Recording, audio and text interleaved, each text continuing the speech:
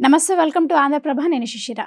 గత 4 రోజులుగా సినీ ఇండస్ట్రీలో అంటే పలువురు ప్రముఖులు, సినీ ప్రముఖుల మీద రైట్స్ జరుగుతున్నాయి. నిర్మాత దిల్ రాజు గారి మీద అండ్ డైరెక్టర్ సుకుమార్ గారి మీద అండ్ మైత్రి మూవీ మేకర్స్ సంస్థ పట్ల కూడా ఇవి రైట్స్ జరుగుతున్నాయి. సో 18 ప్రదేశాల్లో 55 మంది బృందాలతో అంటే 55 బృందాలతో జరుగుతున్నాయి ఈ రైట్స్. అసలు ఈ రైట్స్ ఇప్పుడు ఇంతగా జరగడానికి రీజన్స్ ఏంటి?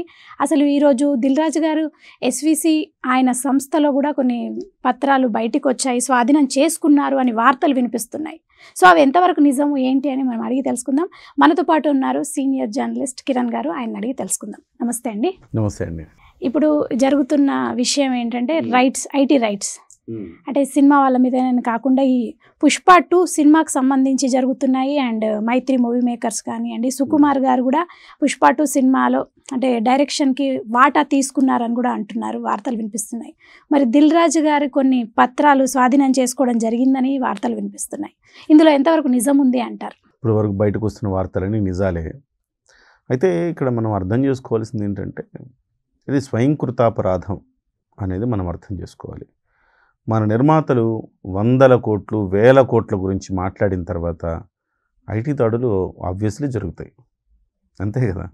1000 కోట్ల రూపాయలు వసూళ్లు చేస్తున్నాం, 2000 కోట్ల దగ్గర 2000 కోట్ల రూపాయలు పుష్పకి వసూలు అయినాయి అంటే మీరు ఖర్చు పెట్టింది ఎంత, మీకు వచ్చింది ఎంత, మీ ఐటీ కడుతున్నది ఎంత, అసలు మీకు ఇన్ని 100 కోట్లతో సినిమాలు ఎట్లా తీస్తున్నారు, మీరు మీ వెనక ఉన్నది ఎవరు, ఇవన్నీ ఆరా తీస్తారు కదా ఐటీ శాఖ. సో ఈ ఆనుపానులన్నీ బయట పెట్టుకుంటున్నది వీళ్ళే కదా. 450 కోట్లతో నేను గేమ్ చేంజర్ సినిమా తీశాను అని చెప్పారు దిల్ రాజు. దిల్ రాజు గారి ప్రయాణం ఎక్కడి నుంచి మొదలైంది? ఒక డిస్ట్రిబ్యూటర్ దగ్గర నుంచి మొదలైంది. ఇవాళ ఒక నిర్మాతగా ఎదిగాడు. గత 20 ఏళ్ళుగా ఆయన సంపాదించిన సంపాదన ఎంత? ఇవాళ 450 కోట్ల రూపాయలు పెట్టి సినిమా తీసేంత ఉందా? ఏం జరిగింది అనేది ఒక కోణం. అలాగే మైత్రి మూవీ మేకర్స్ ఇవాళ చూస్తుంటే అందరు నిర్మాతలు పక్కకి వెళ్ళిపోయారు. జరగండి జరగండి జరగండి అన్నట్టుగా అందరిని ఇలా జరుపుకుంటూ పోయి ప్రతి సినిమా వాళ్ళే, మహేష్ బాబుతో వాళ్ళే, పవన్ కళ్యాణ్తో వాళ్ళే, చిరంజీవి గారితో వాళ్ళే, ఇక జూనియర్ ఎన్టీఆర్, ఇలా అందరూ పెద్ద హీరోలందరితోటి అందరి డేట్లు వీళ్ళ మైత్రి మూవీ మేకర్స్ దగ్గరే ఉన్నాయి. మరి ఎంత ఒక్కసారిగా సరే దిల్ రాజునన్నా మనం అర్థం చేసుకోవచ్చు. దిల్ రాజు 20 ఏళ్ల ప్రస్థానం దిల్ రాజుది. మైత్రి మూవీ మేకర్స్ వాళ్ళది అంత కాదు కదా. మరి సడన్గా ఇట్లా తెర మీదకి వచ్చేసి ఇన్ని సినిమాలు ఎట్లా తీయగలుగుతున్నారు మైత్రి మూవీస్ వాళ్ళు? ఒక దశాబ్ద కాలం కూడా కాలేదు వాళ్ళు వచ్చి, నాకు తెలిసి అంతే ఒక 10 years అయిందేమో మైత్రి మూవీస్ వాళ్ళు వచ్చి. సో ఇన్ని 100 కోట్ల రూపాయల సినిమాలు, పాన్ ఇండియా సినిమాలు ఎట్లా తీయగలుగుతున్నారు? ఇది సహజంగా ఐటీ శాఖను ఐటీ శాఖ దృష్టిని ఆకర్షించే అంశం అమ్మా ఇది. అందుకోసం ఆబ్వియస్లీ వాళ్ళు వస్తారు. పైగా పుష్ప టీం చేసిన పని కూడా అంతకు మించిలాగుంది. ఒక హీరోకి 300 కోట్ల రెమ్యునరేషన్ మీరు ఇస్తున్నారంటే మీ సినిమాలో మరి ఎంత పెట్టుబడి పెడితే 300 కోట్ల రూపాయలు మీరు ఇస్తారు?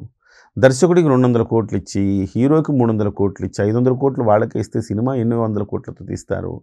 సో ఇవన్నీ పరిశీలించడానికి ఐటీ శాఖ వెళ్తుంది, సహజం. ఇది పరిణామం ఒకటి. సో రెండో పరిణామం ఏంటంటే ఇవన్నీ బయటకు వస్తున్నాయి, పత్రాలు ఆబ్వియస్లీ వస్తాయి. పత్రాలన్నీ రకరకాలు. ఇప్పుడు ఒక నిర్మాత 100 కోట్లు పెట్టి సినిమా తీసాయంటే 100 కోట్లు ఆ నిర్మాతది ఉండదు. అనేక మంది ఆయనకి డబ్బులు పెడతారు. ఈ డబ్బులు పెట్టే చోట బ్లాక్ మనీ ఎవరైనా పెడుతున్నారా? ఇది ఆరా తీస్తుంది ఐటీ శాఖ ముఖ్యంగా. 100 కోట్లతో నువ్వు సినిమా తీసావంటే నీ డబ్బులు ఎంత, వైట్లో ఎంత, బ్లాక్లో ఎంత, ఏం చేశారు వీళ్ళు అని చూస్తారు. సహజంగా ఏం జరుగుతూ ఉంటుందంటే సినిమా నిర్మాతలకి డబ్బులు ఎవరు స్పాన్సర్ చేస్తారంటే ఫైనాన్షియర్స్ స్పాన్సర్ చేస్తారు. అది ఓపెన్, డబ్బులు తీసుకుంటారు, ఏదో పత్రాలు పెట్టుకుని డబ్బులు ఇస్తారు, వడ్డీకి పెడతారు, అట్లాంటిది ఒక ప్రాసెస్. రెండో ప్రాసెస్ ఏంటి కీలకం అంటే చాలామంది దగ్గర డబ్బులు ఉంటాయి, బ్లాక్ని వైట్ చేసుకోవాలి, అందుకోసం బ్లాక్ వస్తుంది. ఆ బ్లాక్ని తీసుకుని డబ్బులు పెట్టి సినిమా తీస్తాడు. సినిమా ఫెయిల్ అయిపోయినా సూపర్ హిట్, మాకు ఇంత కలెక్షన్ వచ్చిందని చూపిస్తారు.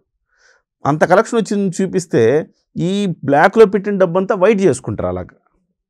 సో ఆ రకంగా జరిగితే అది చట్ట విరుద్ధం కదా. ఇవన్నీ చెక్ చేస్తూ ఉంటారనమాట. అందులో భాగంగా ఇవన్నీ రైట్స్ అయితేనే గతంలో కూడా అయ్యాయి, ఇప్పుడు అవుతున్నాయి. నాకు తెలిసి ఇవన్నీ ఏదో అద్భుతాలు బయటపడతాయని మనమేం అనుకోక్కర్లా. ఝలక్ జరుగుతూ ఉంటుంది ఒక 3 రోజులు. అయితే విచిత్రం ఏంటంటే ఇన్ని రోజులు జరగల. 1-2 రోజులు మాత్రం జరుగుతుండేవి.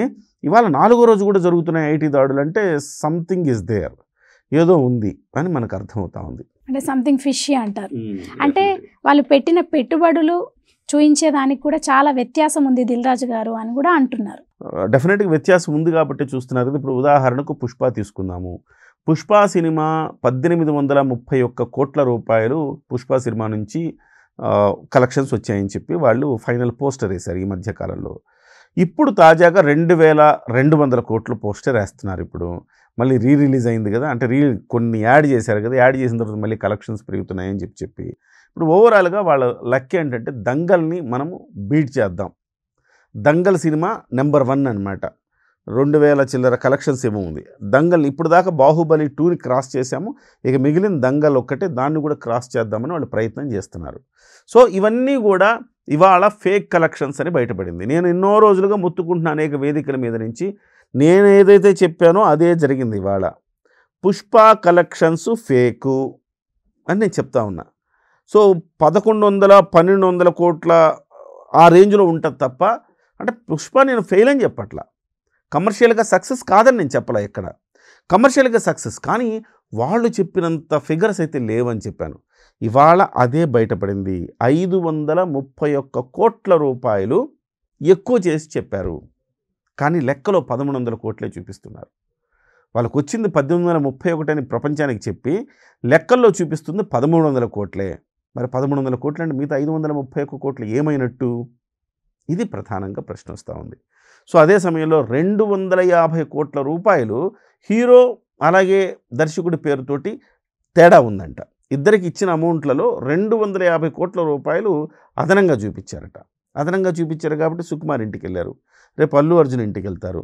ఇది ఈ రోజుతో ఆగుతుందని కూడా నేను అనుకోవట్లా, రేపు మళ్ళీ అల్లు అర్జున్ ఇంటికి వెళ్తారు అనుకుంటున్నా.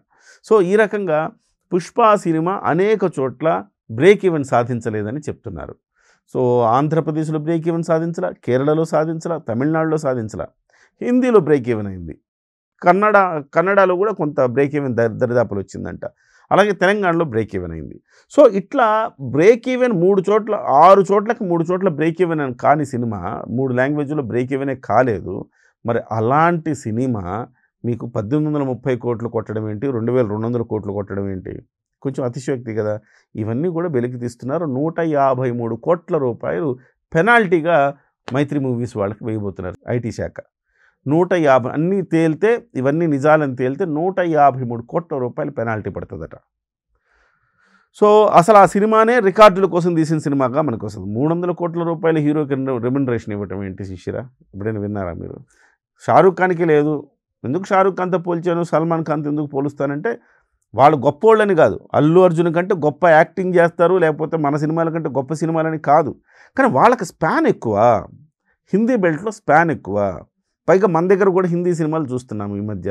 హిందీ సినిమాలు మనం కూడా డబ్బింగ్ చేస్తే చూస్తూ ఉన్నాము. మనం ఎప్పటి నుంచో డబ్బింగ్ సినిమాలు చూస్తున్నాం, అది వేరే విషయం అనుకోండి. కానీ వాడికి స్పాన్ ఎక్కువ కదా హిందీ వాడికి. మన సినిమాలు పెద్దగా చూసేవాళ్ళు కాదు హిందీ వాళ్ళు. ఈ మధ్యకాలంలో మన సినిమాలు కూడా హిందీ వాళ్ళు చూస్తున్నారు, బాహుబలి దగ్గర నుంచి. కాబట్టి సో హీరోకి 300 కోట్ల రెమ్యునరేషన్ ఏంటి? ఇవన్నీ చూసిన తర్వాత మనకేమనిపిస్తుందంటే ఎస్, ఎక్కడో వీళ్ళే గెలుక్కొని ఇవాళ ఐటీ శాఖ ఈ స్థాయికి రావటానికి కారణం వీళ్ళే అని.